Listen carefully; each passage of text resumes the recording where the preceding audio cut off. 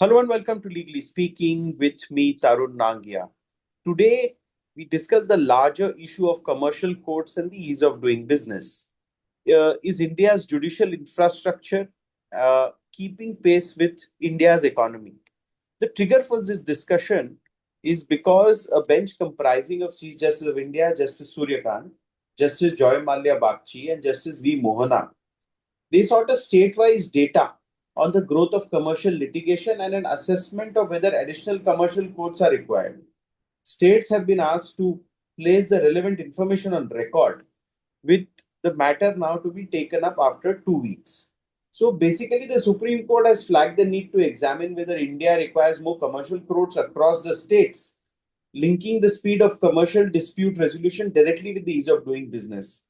I think what our Supreme Court is doing is by far the most important thing that they would have done for Indian business, Indian economy, and jobs in the past decade or so, or maybe more. Because we've seen that disputes take forever.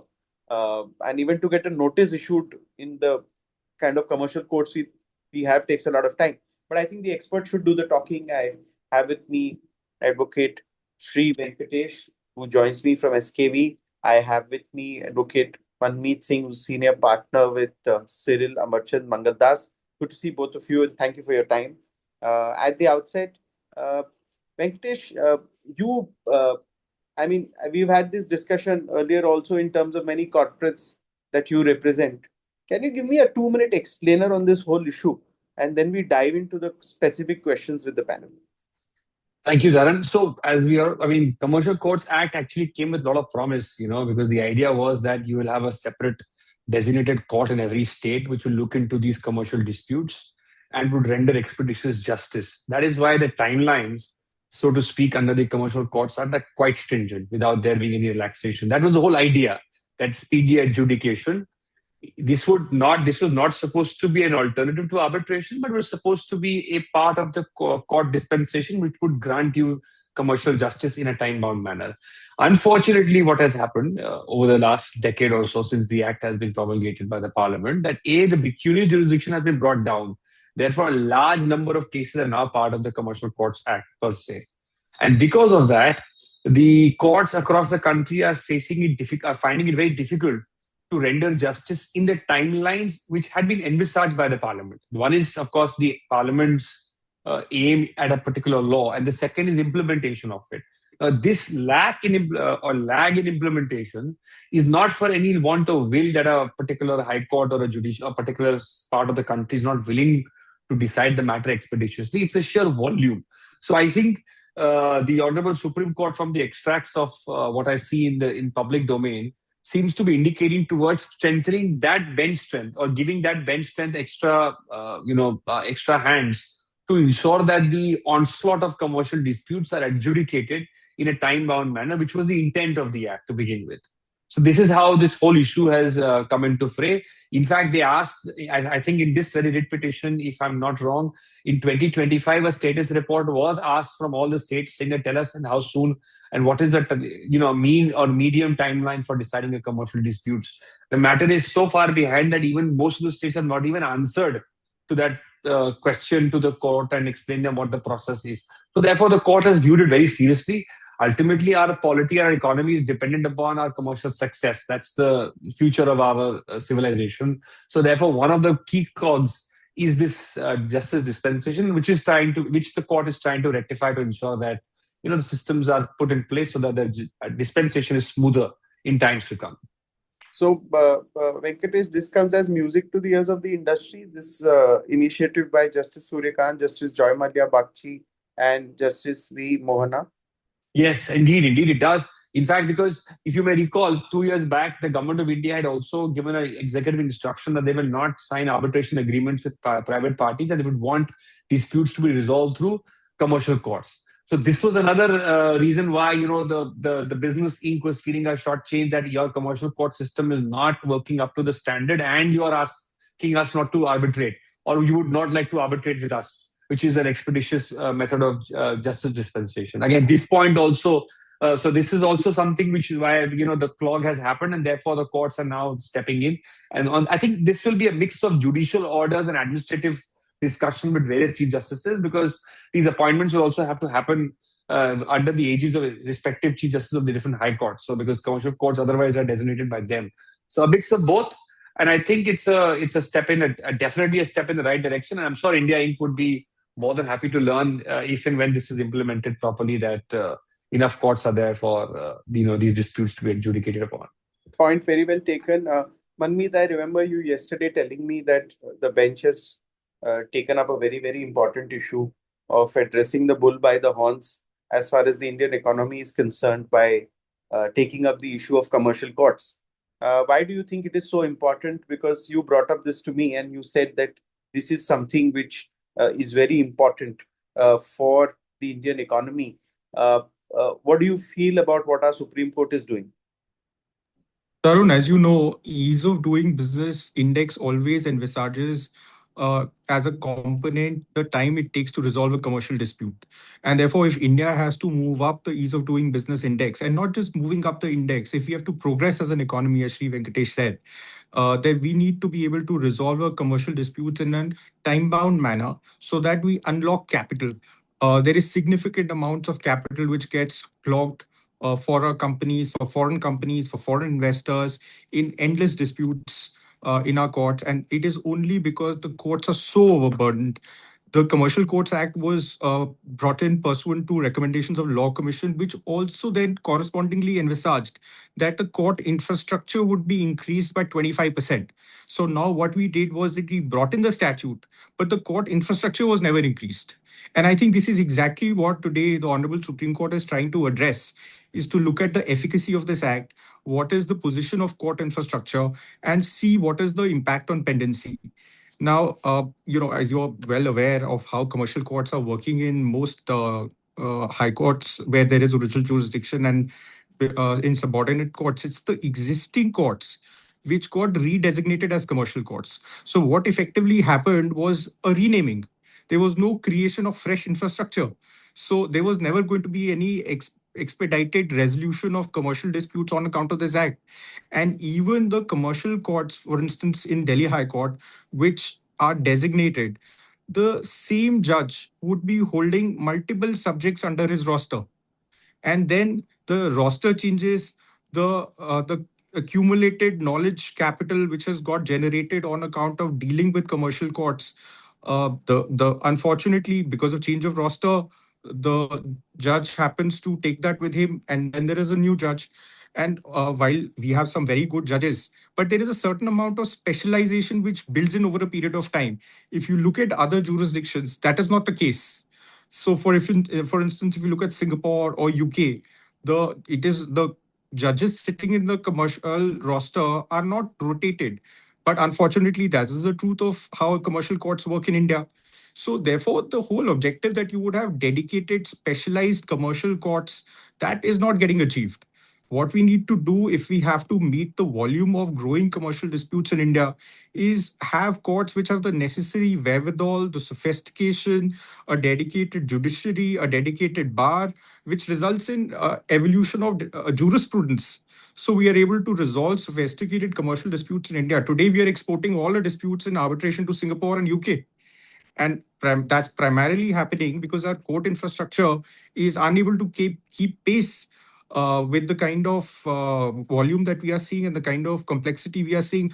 A complicated trial, for instance, in a construction contract, is just impossible today to conduct before even a commercial court. And that's only because we don't have the infrastructure. It is not about the capability of judges. We have very high quality judges. After all, it is the same judges who, most of them eventually enter the arbitration field upon their retirement. So it's really the same judges, but it's the pure physical infrastructure, which will also mean appointment of more judges, which is today the bottleneck in India. Point well taken. I'll take this to Advocate Sri Venkatesh. I spoke to a fairly large promoter when I was, because in the end, they are sort of using these services for dispute resolution. Yeah, and they came up with an explanation saying that commercial justice is not a lawyer's issue. A contract whose enforcement takes years affects capital allocation, A, B, lending, C, project cost, 4, D, valuations, E, recoveries, F, ultimately the investment decisions hinge upon these facts. And That is why our Department of Justice has said that commercial courts are an important component in India's enforcement of contract reforms. Do you think now the Supreme Court has stepped in? Because I think we somehow lost our way as far as these things are concerned, Venkatesh. Tarun, I think Mandeep very interestingly brought out a point which I think one has to deliberate upon. See, one aspect is the allocation of judges towards Commercial Courts Act and number of commercial courts that a state should have, or whichever high court or a district court would have. That is one aspect which the judiciary can potentially tackle. And if there is enough strength remaining in the number of judges for a particular high court, more judges can be appointed so that they can look after these particular disputes. But the second set of requirements for you to actually be a globally accepted jurisdiction in terms of expeditious adjudication is the infrastructure of the courts. Now, if you don't create Delhi High Court, if you don't create a commercial court wing, if you don't give more courtrooms for this kind of an adjudication, how do you expect a commercial court judge who has 30, 40 matters in a day to decide any one of them in a particular day? See, when we do arbitration, what is the biggest benefit on arbitration? That you the tribunal dedicate itself to one particular matter on one particular date, and then goes on with the hearing from 10 a.m. till 5 p.m., goes on for a few days and decides the matter. This kind of time which is required to analyze a construction dispute or analyze an investment dispute or analyze a general corporate commercial dispute. This is the kind of time is required to be dedicated by the judiciary as well as the lawyer. So this is where the second part, where the courts can take the step, the Honorable Chief Justice and the Supreme Court will take the step of giving that nudge. But that nudge also has to be translated into creating more court, which I don't think has happened anywhere else or has not started anywhere. I mean, in fact, I was in UK some time back, and there I came across something known as Housing Grants, Construction and Regeneration Act of 1996. You know what is the most interesting thing? 28 days to decide a dispute in this particular act. This act only applies to contractors and employers in terms of construction of homes. But if a dispute arises in this particular jurisdiction, from the date of you approaching the tribunal to a decision, it's only 28 days. Why? Because this is a 365 days, 24/7 sort of a tribunal. The members are there. They stick to this particular set of laws only. They do not venture into any other area. And they then become experts in deciding only one particular small species of disputes. So this is the kind of, I think, when a foreign investor comes in India, when he's used to this kind of specialization across the globe, this is what the country should aim towards in times to come, that we will have these kind of specialized bodies who are able to adjudicate and decide in a very niche and a small time. So this requires the government to also step up. This can't be done only by judiciary. Judiciary can do its part, which is to appoint a number of judges. But then the next step is to because you said this, my follow-up question to you, Venkatesh, is that does India need more commercial courts, or it needs a fundamental reform on how commercial courts function, how they treat litigators, which is businessmen, what facilities are provided at these venues, and how there's a judiciary approach commercial issues? Do you think that is also an issue? I definitely feel that more than the training of judges or train. I mean, a lot is said about usually that the quality of adjudication and in courts may vary. A Delhi High Court is more savvy than. I do not disagree. I do not agree to that to a large extent. I feel judges are by and large very good. I think the problem is, and which is what the judiciary also has spoken about quite openly in several public forums, is that the sheer number of people manning judiciary is far lesser than what is required. If this is to be done, and from a businessman's perspective, tribunalization. We had tribunals being created in 1990 onwards when the constitution was amended. What result has it yielded you? It has just added two more layers below the High Court and then Supreme Court. Was that the intended objective? No. So therefore, I think a larger judicial reform is definitely required, and I think a lot of these tribunals need to be scrapped and they should all be brought as separate specialized disciplines within the High Court jurisdiction. And then perhaps, have sitting High Court judges with industry experts sit together and decide these matters. Maybe that's the future. But something out of the box needs to be done, because we are only paying. I mean, today I only read that the tribunal has now, the parliament has passed a law to now monitor these tribunals, which is a big problem in our, judicial system. until and unless these systemic changes are not made, I don't think we will be able to, get that kind of investor confidence which we aspire to get as a developing nation. So I think these are So the things. Yeah. point well taken, Venkatesh. I'll take this to Manmeet Singh from Cyril Amarchand Mangal Das. Manmeet, one thing I want to ask you is that recently I saw an enforcement case in Supreme Court of an arbitral award passed 14 years ago. Uh, Hmm. it's completely becomes a basket case by then. What I want to ask you is that what does speedy disposal means globally? 6 months, 1 year, 2 years? Should commercial courts operate within these timelines, and what are those timelines? Yeah, I think Tarun, that's a very, very relevant point. And if we are to truly aspire to take a place in the global order, we need to make sure that we fix a justice delivery mechanism. And yeah, you're right. Speedy disposal should not mean 14 years. It should not mean 12 years.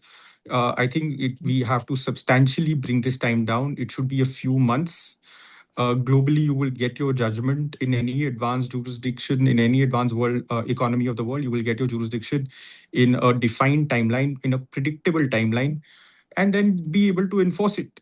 And which is not the case here in India today at all. Therefore, I completely agree with you. It has to be brought down substantially under a year. It has to be under a year. There you go. And yeah, so in fact, on while we are dealing with the issue of the pendency and the time taken, Sri Venkatesh had touched upon a point which I think somewhere when we try to find a one size fit all solution, we end up going wrong. For instance, in this statute, the jurisdiction was brought down from 1 crore to 3 lakh rupees. Now, to begin with, when the jurisdiction was pegged at 1 crore rupees, there was a certain intent. The intent was that a certain size should be resolved by commercial courts.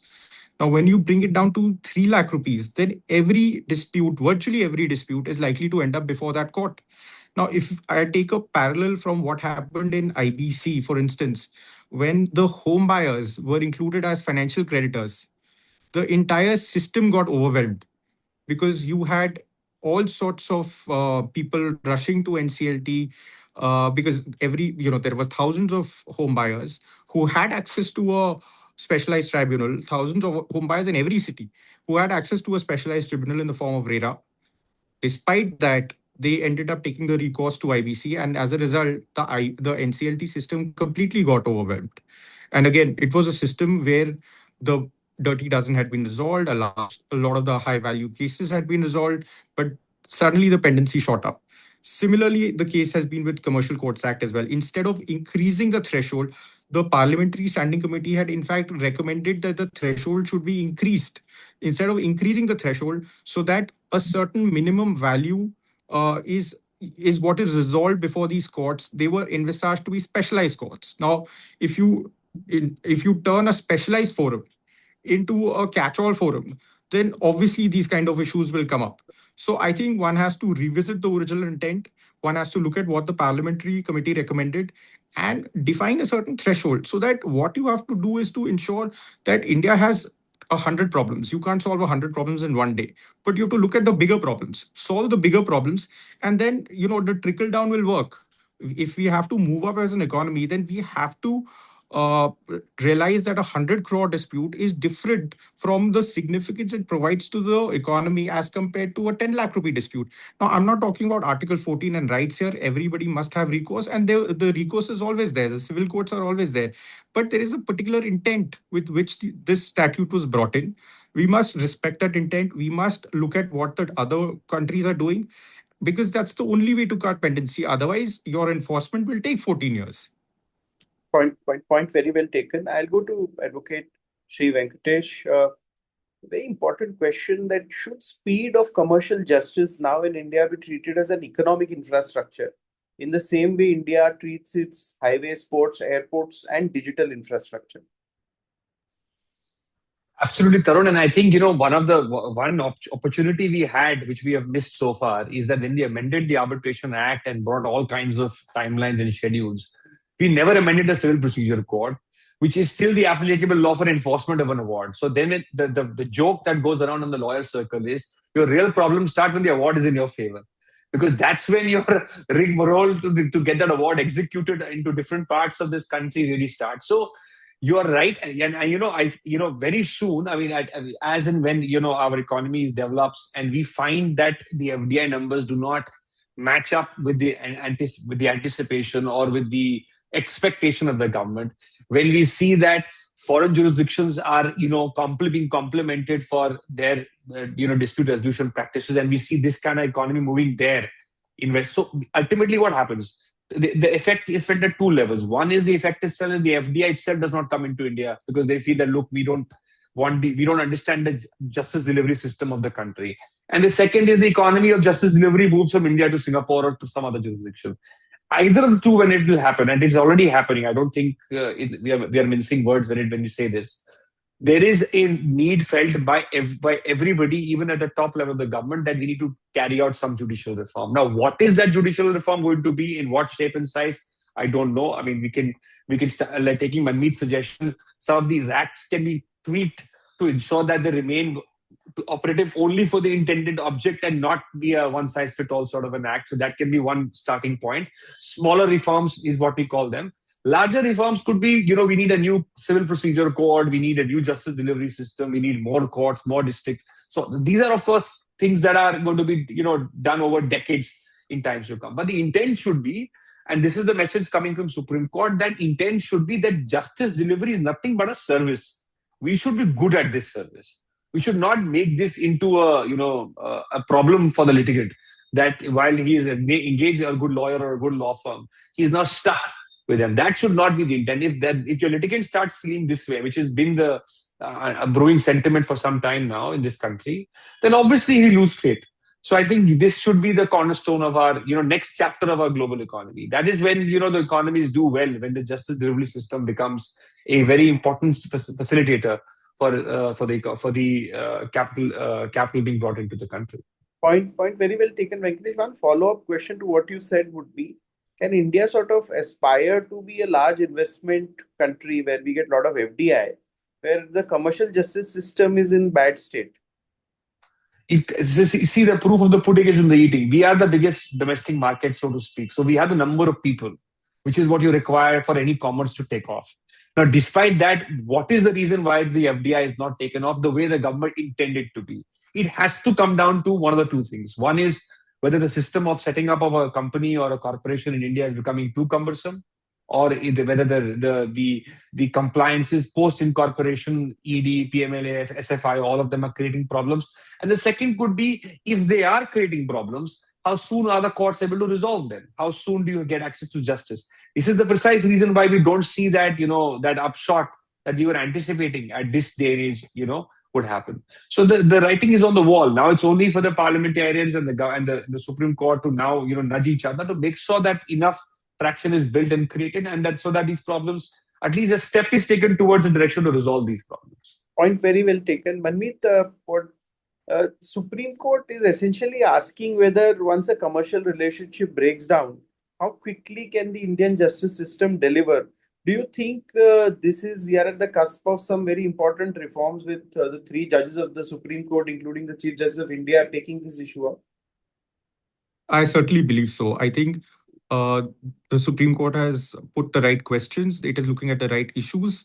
And I am quite looking forward to some directions which will go a long way in making sure that there's augmentation of judicial infrastructure, both physical infrastructure as well as appointment of new judges. And maybe the government should also simultaneously relook at the intent of the statute and align it to resolve, to make sure it is aimed and directed to resolve the bigger ticket issues, bigger ticket disputes, which result in unlocking capital. And as you said, I think it's a very important reform which is required to ensure that we have more and more FDI coming into India. Point well taken. One last question I'll take from Venkatesh. So, as judges in commercial courts, should they be given special training in A, finance, B, infrastructure, C, technology, and D, decoding sophisticated contracts, and also a training of AI-driven case management? Should that be done?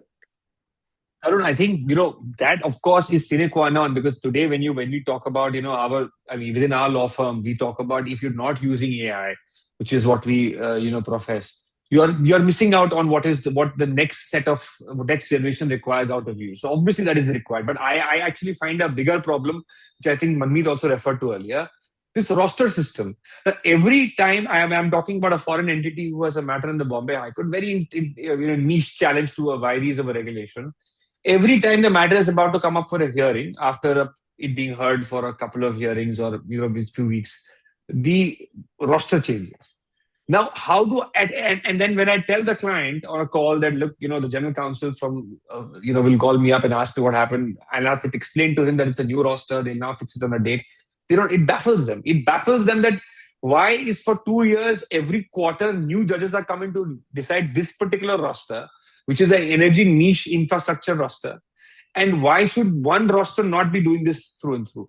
This is where, you wanted tribalization to have that specific set of, skills. Similarly, I think it's high time. Maybe this can happen. This can easily be done by the Honorable Supreme Court and the Chief Justice of India to tell them that, look, do not change these rosters till at least you have, very solid reasons that, maybe 2 years or 3 years. Give them at least 2 years or a year and a half or two to actually see the effect of even decide. Our problem is that this shift is what creates more, so-called doubts in people's minds, and then generally creates a bad impression of how the system works in the country. So I think I agree with you fully that you need AI, you need to be taught in special areas. Like I spoke about that housing management tribunal in the UK. You need all of this. And more than anything else, I think if you are going to leave this, if you're going to let the Commercial Courts Act remain with the high courts, at least where the original jurisdiction resides, for example, like Delhi, then please do not touch that roster. Let that roster remain for a period of year and a half or two, see some result. And then, of course, if somebody needs to be transferred or somebody becomes Chief Justice, so be it. That's a different thing. But if you keep changing every 6 months, I don't think we will make any effort. You will make any progress whatsoever.